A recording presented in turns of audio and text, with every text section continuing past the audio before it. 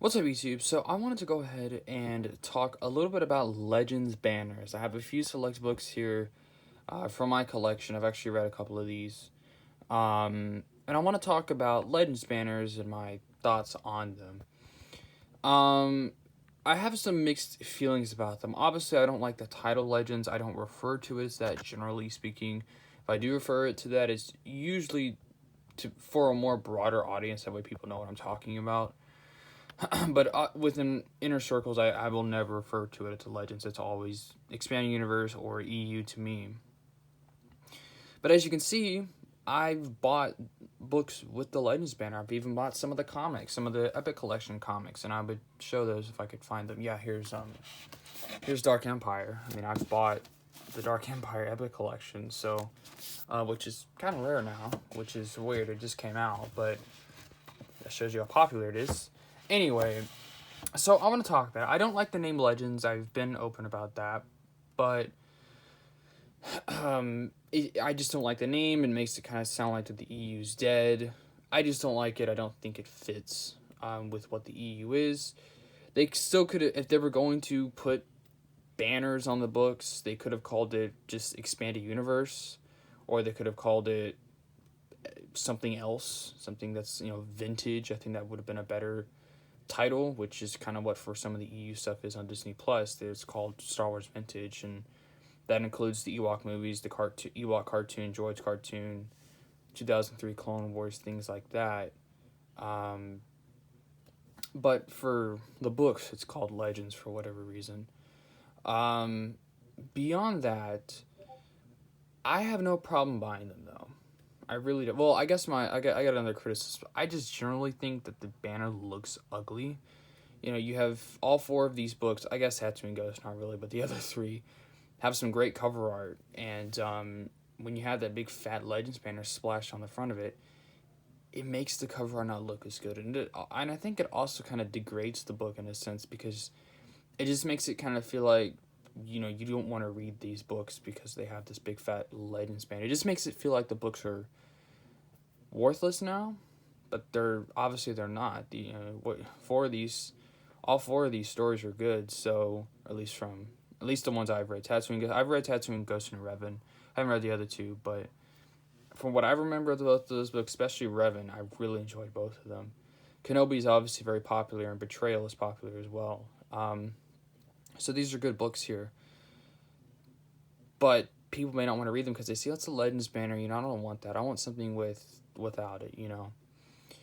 But after that, I do support people buying them. I think people should buy them. I think if we show Lucasfilm, our wallets, um, by buying these, they're going to be a little bit more interested in doing EU stuff. And we can quite clearly tell that they're still interested because they're still printing these books. And you have the Essential Legends collections that are coming out, which are really popular as well. And I do insist people buy those if they want to. I don't think there's anything wrong with it. Now, personally, most of my collection is not Legends banners. I buy most of them in used bookstores because it's cheaper.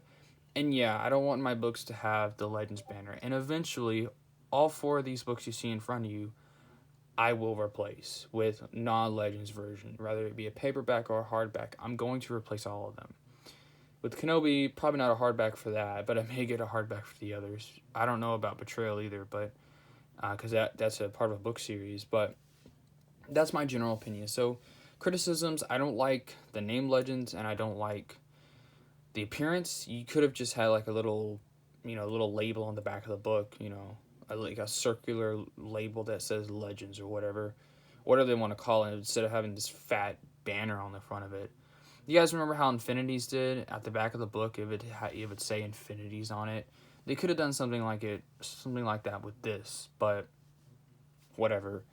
They didn't have to call it Infinities. They could have called it Legends, or if that's the name they wanted to go with. I still don't agree with the name, but if they're gonna put that on the book, at least put it somewhere somewhat hidden.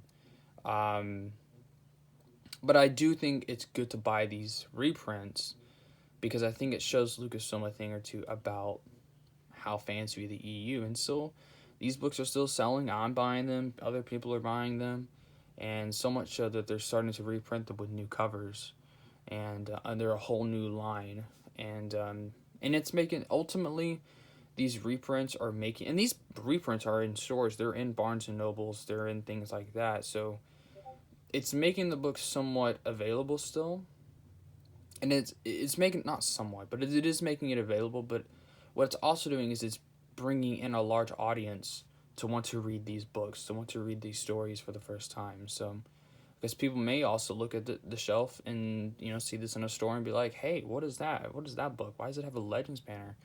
Then that can get them to researching it and finding out that there was this whole 13 billion year timeline before Disney took over. I say 13 billion, it's more so 25,000. Actually, it's more so 36,000. But some EU stuff has traced the galaxy all the way back to 13 billion years ago. But yeah, so that's kind of why I do insist on people buying Legends books, because it ultimately will show Lucasfilm that we still love the EU. So yeah, thanks for watching.